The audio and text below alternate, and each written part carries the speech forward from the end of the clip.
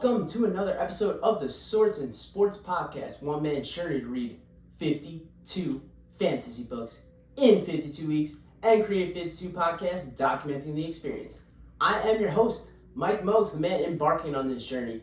And this week, I'm joined by the one and only SPACEBO 6 finalist, recurring guest, good friend of the program, Alexander Darwin, to talk about the book Grievar's Blood, or Grievar's Blood, if you say it the English way.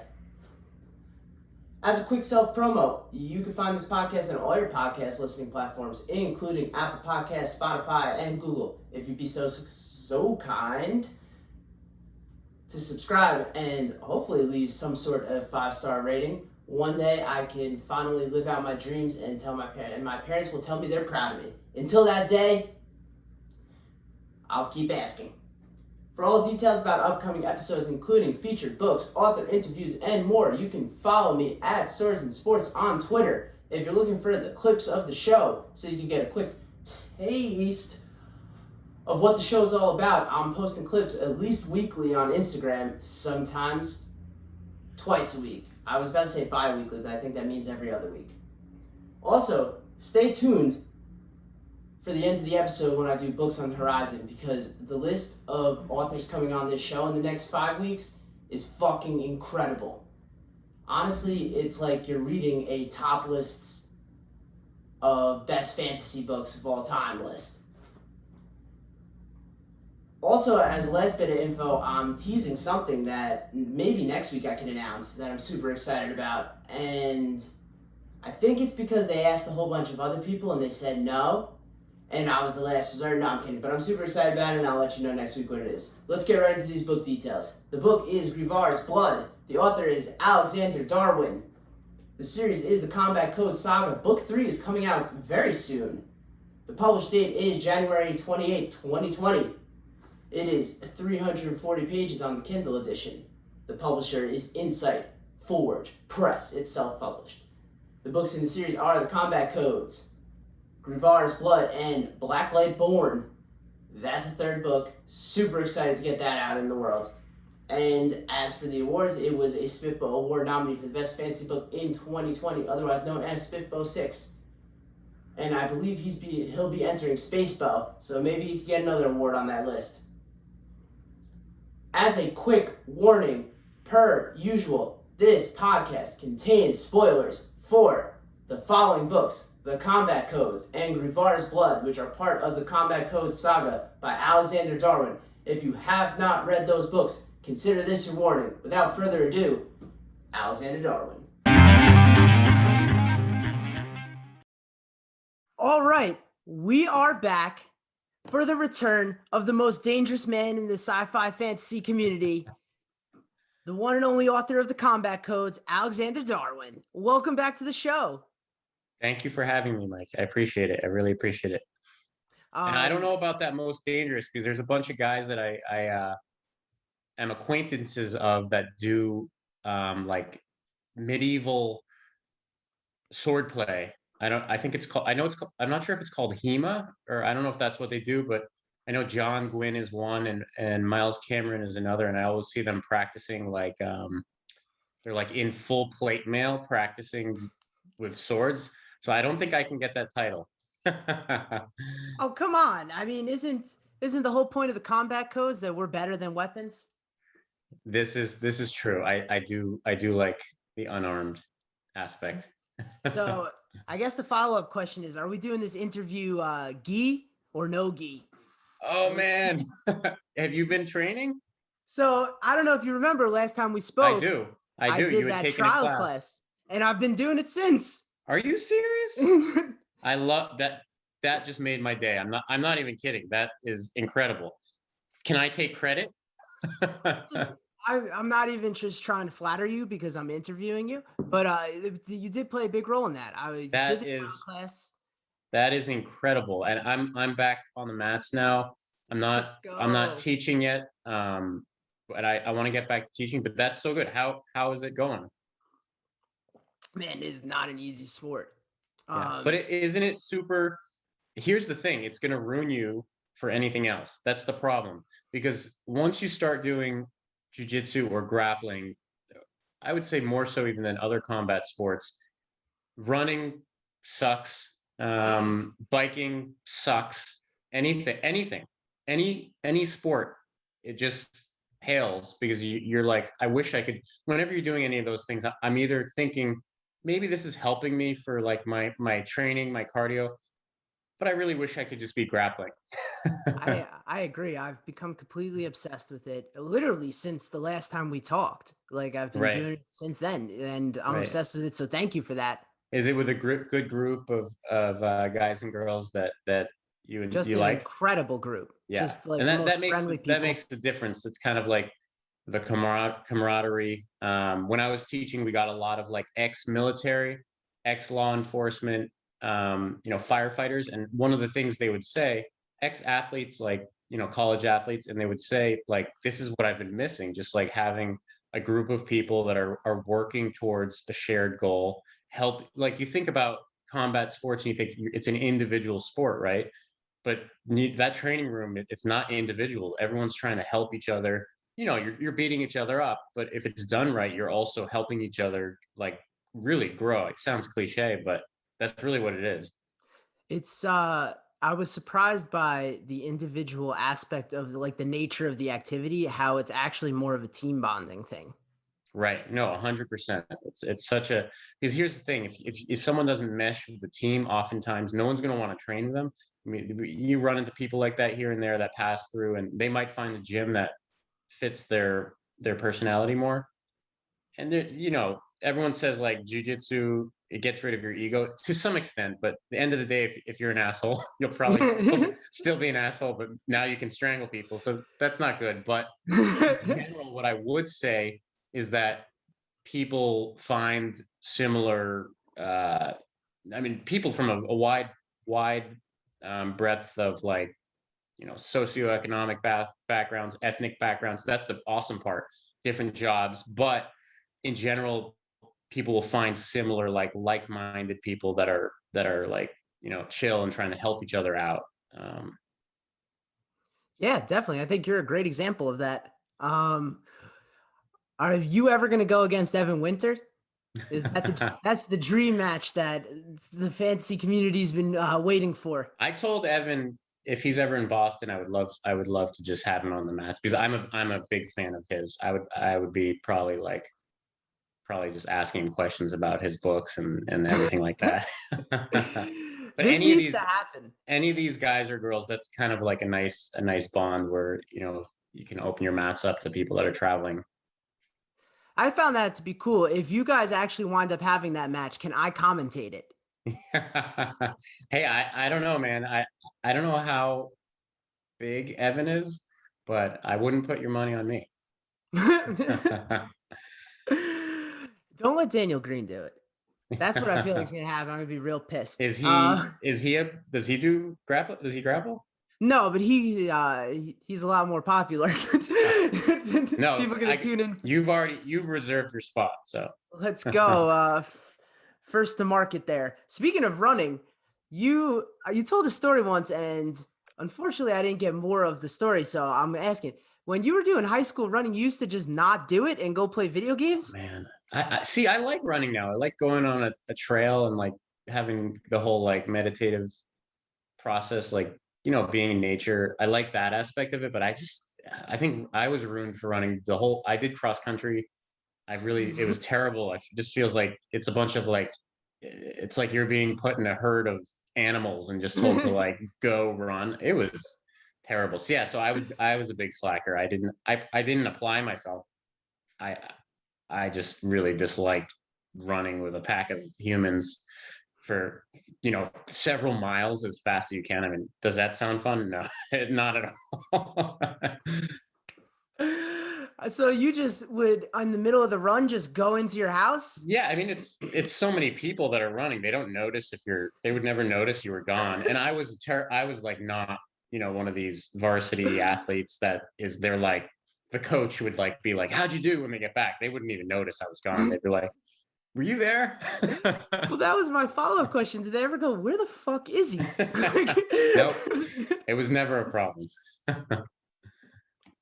What would you go and play? Like Final Fantasy? I mean, how much could you even get in? I think, yeah, I was at that point. I was, I was playing. I was really into. I'm not a massive multi MMORPG player now, just because I have too much to do and kids and family and writing.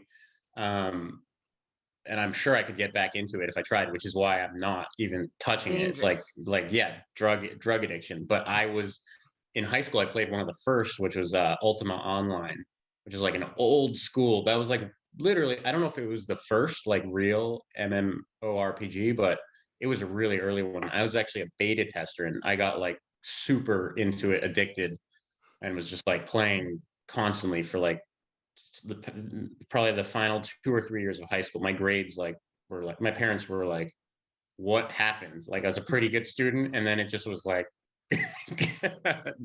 a massive dip. I was, you know, it's funny because with the onset of those kind of games, that's when video game addiction really kind of came onto like the public sphere of awareness. Right, right. It makes sense. It's like you're the. I'm sure there's been like so many more studies now. Like that was like 20 years ago. So that was really the beginning of it. And I'm sure I don't even follow the whole scene now. So I'm sure there's been so much like research and studies on like, buying virtual goods within Oh games. yeah, That yeah, was yeah. like just to me, that was just so novel then. I would like tell my parents about it. It was like some guy bought this sword and for like $200, real dollars. And they'd be like, what? Why would anyone do that? And now, I mean, yeah, we know how it More is now. right, like more enterprising people. I remember they'd like level up WoW characters and sell the characters. Right. No, it's crazy. But like it was cool. I remember I was part of like a guild. Um and like I remember I was, 16, 15, 16, and I would find out like the guild members, they were like in Italy and like Russia, they were all over the place and they were just like maybe 30, 40 years old. I'd be like, wow, this is kind of cool. Kind of cool. And those were the days where it was a little more unfiltered, get a little wild. Yes, it was wild. I remember coming on to the Halo 2 scene and I was like, what is going on? You could say anything, do anything. Not good. Yeah. Yeah, I never played Halo, but I had some friends that were really into it. Yeah, you could get hooked on those games. Real dangerous. But also, I think a lot of inspiration for people too. Yeah, those games certainly were. I mean, actually, I remember so Ultima. I don't know if you've ever played. There was like the non-online versions of Ultima, and I played those even earlier, like through my childhood. They were just PC games. They were pretty much like RPGs where you built your characters up and went on adventures, and there was like characters within those games. And when I played Ultima Online, like me and my buddy would essentially role play those characters. We would stay in character the whole time. Like we would talk the whole time. We'd be like, "Thou art," like we'd use like Right. old timey English. So it certainly developed that part of my brain. But I think Final Fantasy actually, as far as gaming, was a bigger like all the JRPGs was a bigger influence for me. Actually, what was it? I did a recent. It wasn't that recent. It was the conference. Um,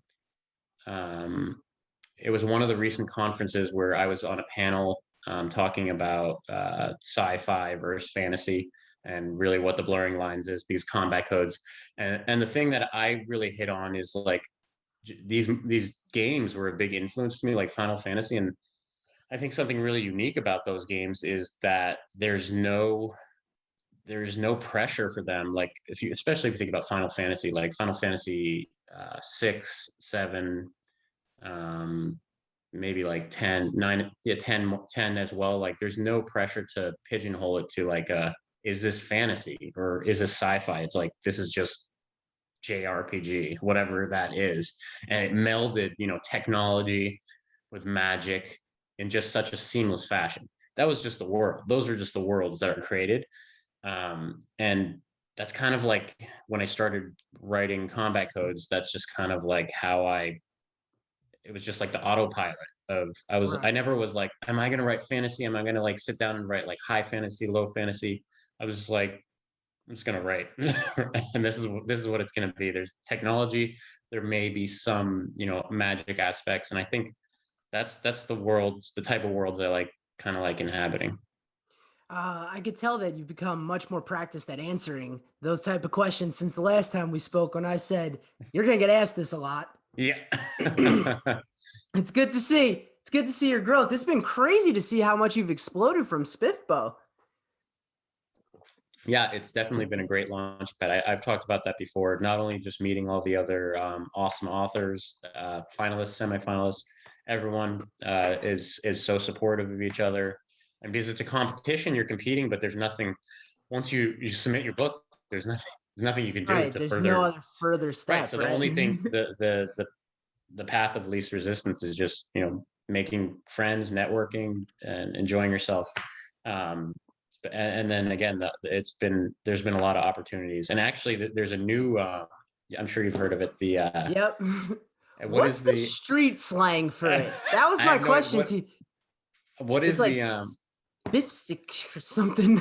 Yeah. Someone had a good one. I think someone said it to me once. I don't know what it is, but it's someone good. said it should be called SPACEBO. That's good. Instead of SPIFBO. I think that's better. Yeah. But it's run by Hugh Howey, the famous original. He's like the OG self-published author who made it, and it's pretty cool that he's doing that, giving back to the community. And I'm announcing it here. I'm going to enter Combat Codes, and let's go. They can decide if it's too fantasy.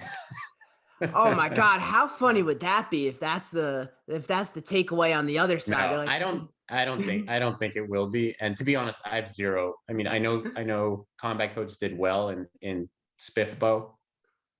I think there's a large element of luck, to be honest, like just getting the right group and that can get behind your book, that enjoy it. Because just what the other authors and I discussed a lot is just like, that's a really big element, because a big part of reviewing books is, and I'm not saying this is bad, this is just the nature of the game, is your preferences as a reader, like what you like. So if you ended up in a group with authors that like, mixed martial arts tied into dystopian, gladiator style world, then I lucked out that some of the guys at Fantasy Book Critic really enjoyed that, but it could have easily gone the other way. So I have no expectations with the new science fiction self-published SPACEBO.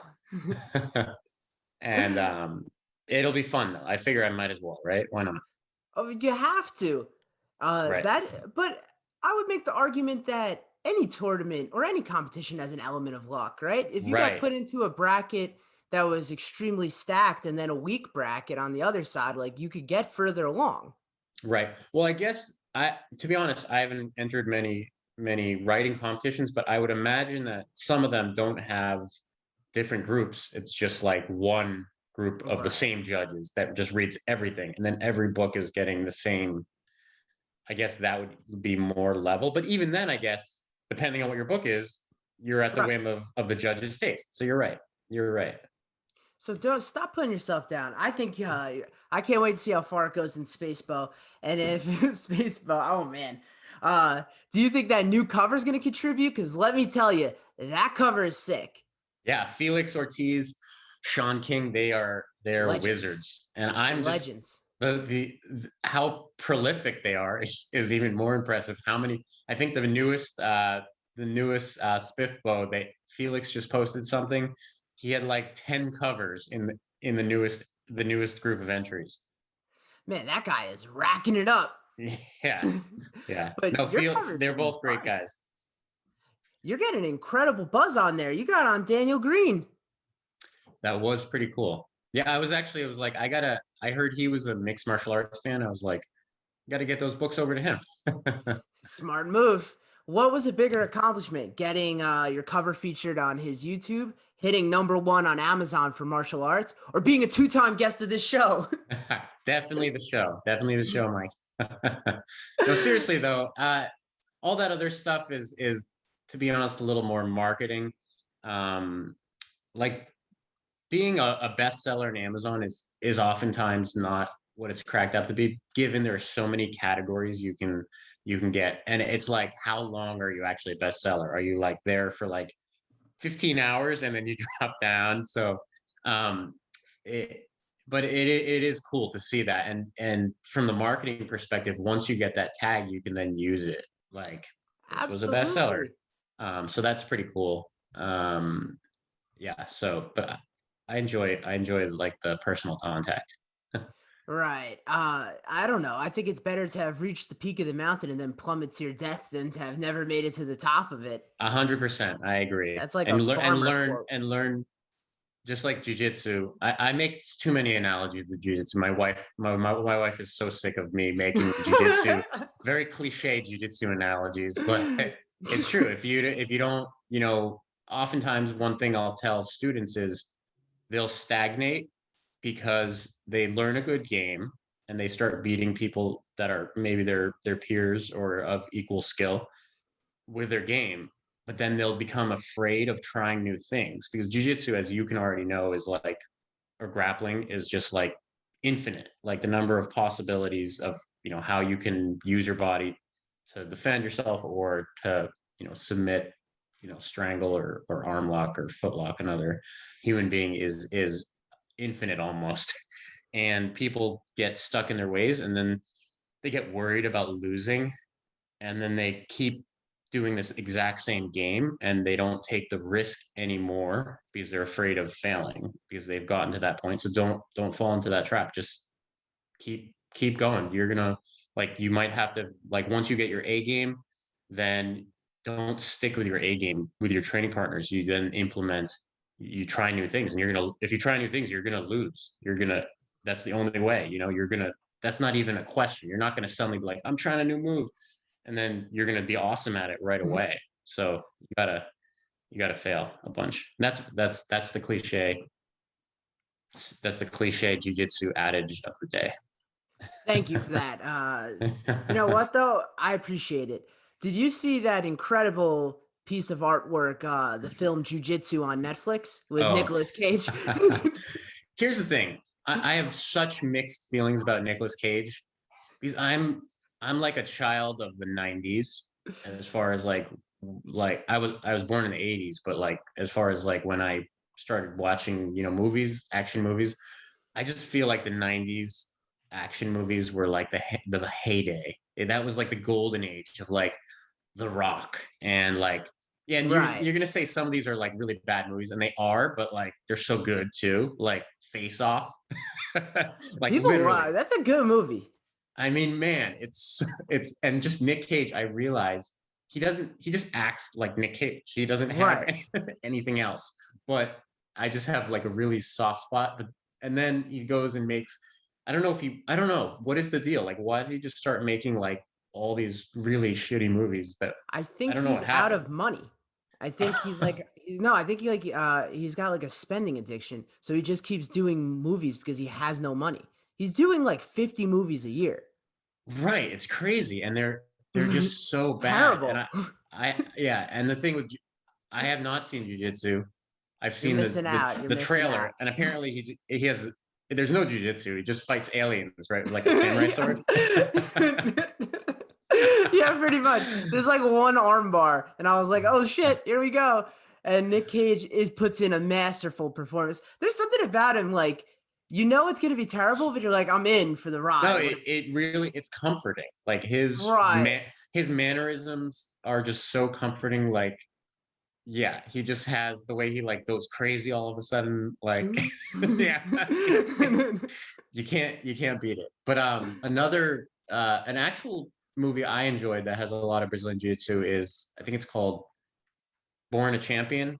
You Um, posted about this. I think that's what it was. yeah, it's with Sean Patrick Flannery of Boondock Saints fame, and he's actually like his like I know he's an actor and he's still acting, and he's famous, but his like main life is like jujitsu. Like he owns a school and like commentates That's jujitsu, so and sick. like, What a life.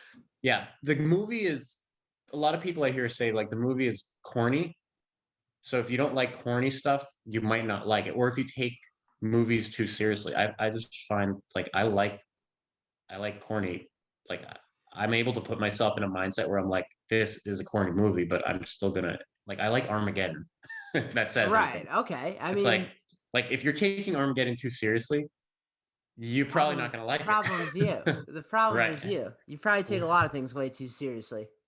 Right. I like stuff like that. And Born a Champion it's like a love letter to Brazilian Jiu-Jitsu, like because he like knows it so well. There's like corny parts, but like actually has like a lot of awesome like jiu-jitsu moments, which are cool. I think most sports movies teeter on corny because Yeah, right? right. Like I can't think of one where it's like not very corny. Like Right. Like because like the stakes aren't that high. right. You know what's a really good movie is that movie with it's called it's a football movie called Invincible, I think. It's with like Mark Marky Mark.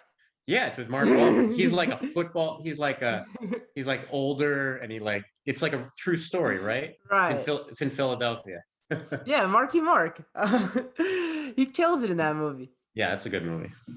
Man, he's another one. You're like, you know what you're getting, but I'm still kind of in for it sometimes. Yeah, no, I'm a fan of him. He's good. All right, I think I've tapped out of non-book related questions. You think All are we right, ready to do this? Do you have I'm the ready. book? Let's show this cover because it is magnificent. Dude, I do not have the cover. Unfortunately, I only have it in ebook form because that's the only way I read them. And I'm super excited. The new cover we should be doing a reveal probably in the next 2 weeks, and that I gotta say, I mean, I think it's the best one yet. Even though the previous ones are really good, this is really good. So I'm psyched to show that to everyone. So where can people find the reveal? The reveal will be done by my friend Jimmy from the Fantasy Network. Do you know Jimmy? I think I'm aware of him. Yes, and he's going to do a reveal on his channel, and then it'll be proliferate from there. That is super exciting. I can't wait to see it. The arcs are out now, right? The arcs are out and about. Yes, I'm just starting to get back some good feedback, which is nice. That's super exciting. I can't wait. I can't believe that this whole thing is coming to an end, the trilogy. Super exciting. Yeah, it's tough. It was I mean, part of me was kind of happy to move on to something else, and then part of me was, kind of seeing it as a bittersweet, saying bye to the characters. I don't know how other writers, cope with leaving their characters behind, but it's kind of like a little bit traumatic because it's almost like their voices in your head, and you have to say bye to them. Yeah, but it doesn't always have to be goodbye. Your journey throughout this has been incredible, though. I mean, just coming from it, putting writing down, living life, coming back to it, figuring out how to maximize self-publishing, achieving success, getting nominated for awards, getting on this podcast twice. It's been crazy to see. You should give out badges that we can put up somewhere. How many times we've been on the podcast. Yeah, I'll do that, and no one will ever show them. But I'll put that on the projects that I'm definitely gonna get to file. Let's talk Grievar's blood. I'm ready. All right. I was super excited to see where this story was going, for a lot of reasons. My first question is, why do the Diamos' heads always seem to blow up? Yes, because I do take from anime to some extent, and there's a lot of exploding heads in anime. So especially like old school martial arts anime. I don't know if you've seen like Fist of the North Star. Nah. There's always people like hitting each other and exploding heads. So that's probably seeped into my brain, like many other things. But I guess the more technical answer would be the daimyo are very frail compared to the Grievar, and that's why they've used technology to their advantage. They're the overlords, so to speak. But outside of their mech or vehicles, or outside of using their technology and weaponry, they're very frail creatures, which is kind of how I see like us compared to other animals. Like if you look at us compared to like chimpanzees or gorillas, we're just like so weak and like we're just like babies, you know. Our even our like just the amount of strength and inability to fight or protect ourselves is like ridiculous. So it's almost like a symbolic of humans in general. But in this case, there are, you know, there are daimyo who are extremely frail. Their bodies are not quite suited for of course for combat, but for many physical activities in general. They've kind of evolved and wasted away. And that's why they are very easily exploded. You don't you don't think you could get a triangle on a silverback gorilla? I don't know. I think what I took out of that was exploding heads are awesome. This is true. I wasn't sure if this was an intentional line, but I wanted clarification on this. Artemis ripped into the fowl. Was that a nod to Artemis Fowl?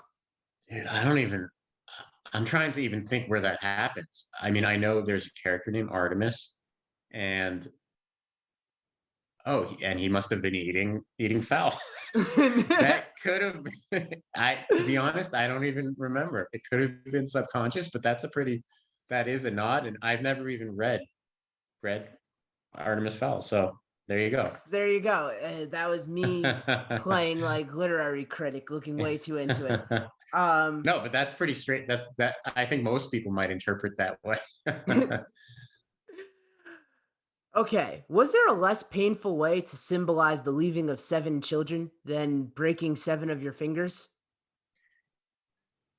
We're talking in this case, I think the beginning of the narratives, and these are particularly harsh Grievar, the north, kind of, you can imagine them almost like Vikings. So I think to them, it might not be quite as bad as it would seem to us. You know, what's the broken finger? I mean, even I've broken fingers, and obviously I'm not trying to make myself seem like some macho guy, because I'm definitely the opposite of that. But of all the injuries you could sustain, broken fingers are not, they're not too bad. I mean, especially like I guess I don't. Here's another thing. I'm not a doctor. You might not be able to tell. And I don't know. Dislocated fingers. Obviously, there's a difference between a broken finger and a dislocated finger. I know dislocated fingers, they seem really nasty. Like I've had. This is a funny. I had a student a few years ago, and he's just like rolling. He's grappling with another guy, and I'm watching from sidelines, like coaching or looking around at all the different students. Suddenly, like the round stops, and he looks over at me. This is a big, tough guy, a fireman. He looks over at me and goes, "Hey, coach, what do you think about this?" And he literally holds his hand up, and his finger is literally at a completely right angle. I was like, yeah, you might want to get that checked out. I was like, there's nothing I can do about that. You probably should get that checked out. But it didn't seem like at the point it hurt a lot. I mean, I guess he said they popped it back in. I think maybe that's a dislocated finger. So, I mean, you're talking like protractor angles of your pinky. Yeah, no, that's when things have gone way off the rails. It was nasty. I just think there was like, he could have just held up 7 fingers. That's 6. That's you have to make a point sometimes, I guess. Right. You got to make an entrance. So speaking of making an entrance, how fucking awesome is it to walk into the arena with your squire playing a lute? Yeah, no, that is pretty awesome. And hey, a cool story. I don't know if you read the book or listened to the audiobook. Oh, I read the book. Is a really cool thing about the audiobook is the narrator, David Sweeney Bear, which is a really cool name, by the way. I'm pretty sure that's Sweeney Bear. That's his real name. Is a musician, and so when he was doing the narration of the book, he was like, "Hey, do you want me to create some music for this scene where there's a lute being played?" And I was like, hell yeah.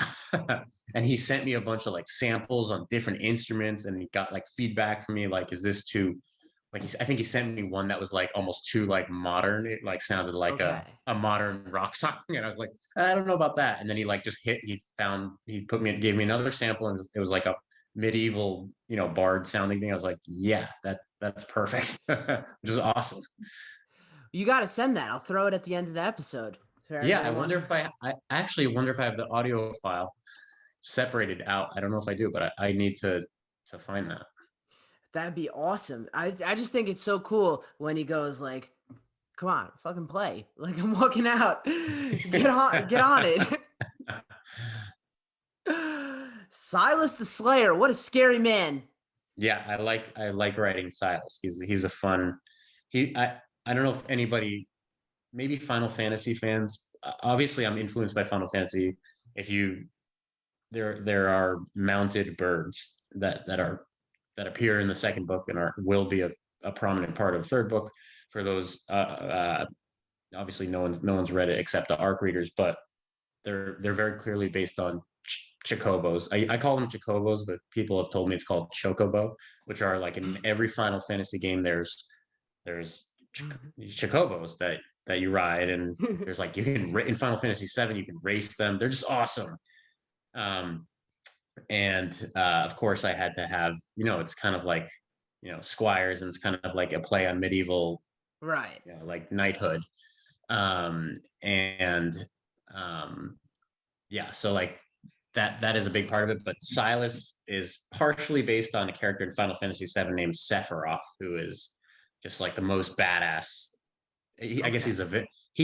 Sephiroth is definitely a villain, and he's just like anyone who's played that game. He's just like will make an indelible mark on your psyche because he's just such a badass. Even if you look up a picture of Sephiroth, Sephiroth, and you just look at the guy. He's got like a long katana blade. He's just like such a badass. I'm pulling him up right now. Let me see. Oh yeah, this is hardcore. Yeah. He's like this opera music. They would always play like opera music to accompany him. It's pretty awesome. So Silas loosely based on this. Yeah, not really just the badassness, really. Right. Well, it's more like a feeling than a thing. That Silas has some of the best finishing moves. What are the best endings to the fights in this book, in your opinion? Yeah, you're hitting on them. I did really enjoy writing Silas's, because he is, as I said, I wouldn't necessarily say he's a villain, but he's not a nice guy, and he doesn't care about messing people up. I mean, I tried to make him believable in that he has a cause that he's fighting for, and he believes in it, and he thinks he's good, right? Which is true of every villain. Real villain, right. They think they're doing good. But yeah, he had some really fun fights to run because he is very ruthless, and he's able to do many things. I think the one you're probably alluding to is the one in the airless arena. I think it's called non-respirar arena. And he fights I don't want to give away spoilers, I guess.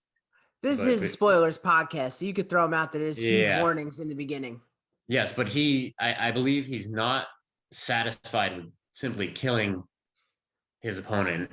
He pretty much tortures him by like slowly dismantling his body, and there's like crows that are circling the arena, awesome. and he lets them kind of like rip his opponent apart. I think there's what is the word here? I'm an author. I should know.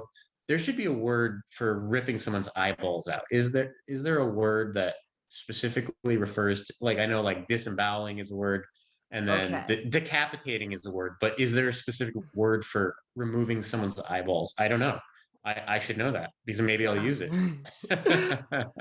No, I think that goes beyond the level of fucked up, so they didn't come up with a term for it. Because I'm not sure there's a term for ripping out eyeballs and feeding them to crows. But you know what? You're the creative. You come up with it. Yes.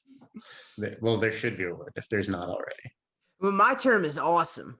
Um, that one's up there. There's one where I think Seago rips out the brain from like his throat, like pulls out his whole thing.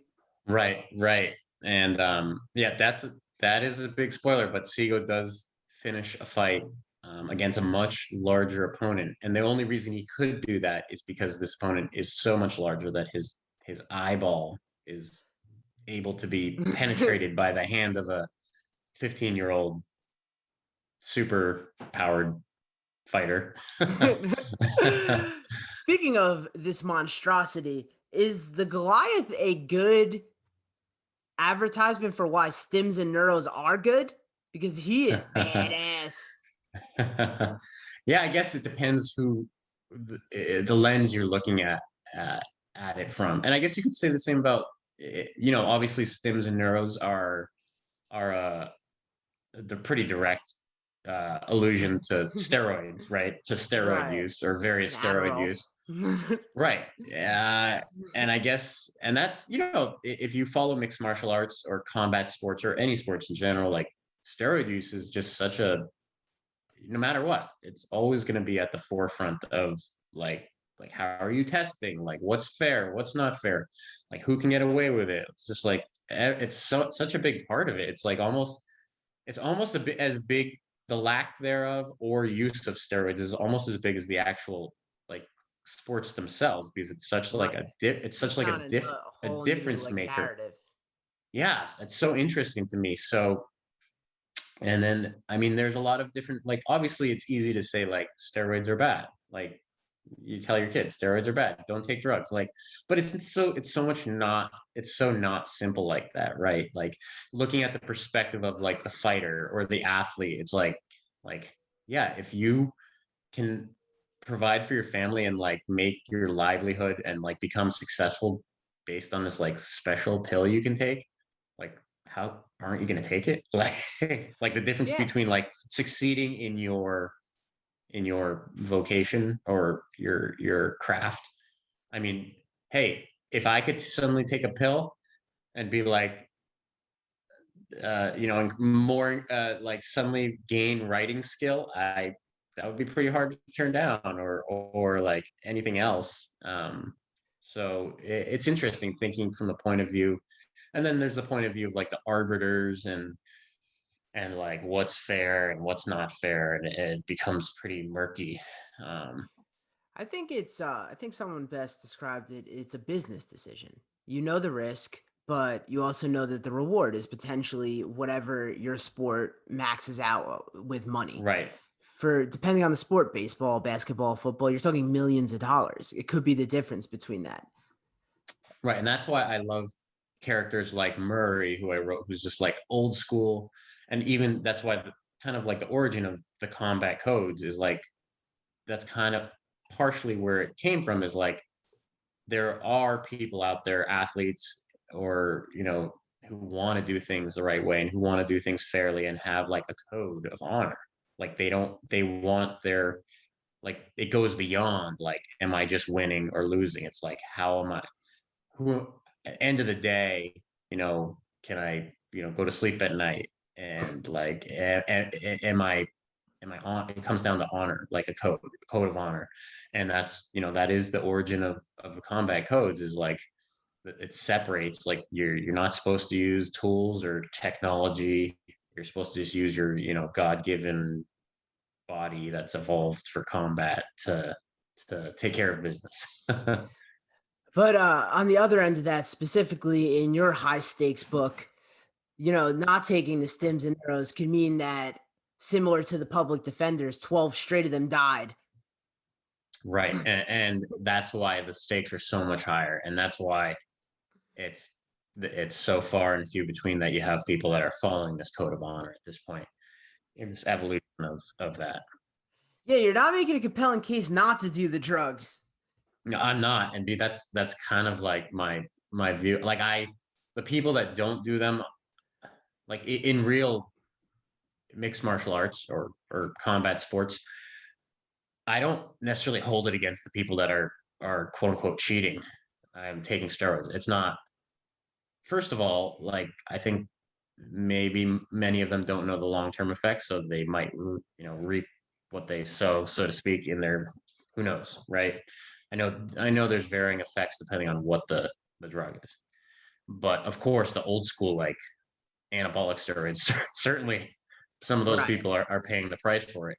um and then I also really, those people that stand out that are at least on the surface refusing to take take this advantage, I think that's super respectable. And yeah, it's hard to draw those lines. I agree. And actually, I think that's actually like a little interesting kind of moral dilemma that goes on throughout the book. Uh, I've got more questions on this. Is Xylith's plan of just beaming light at people to make them jacked, is that a working strategy? Yeah, as far as in the book, is that something that he that is succeeding?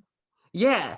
I think in the way it's presented, it's a little bit experimental at that point. Like he's brought on because he's a daimyo, he's a daimyo professor at the Grievar combat school, which is highly unorthodox, but given the two species are kept their lives are kept very separate as far as the social strata of the world.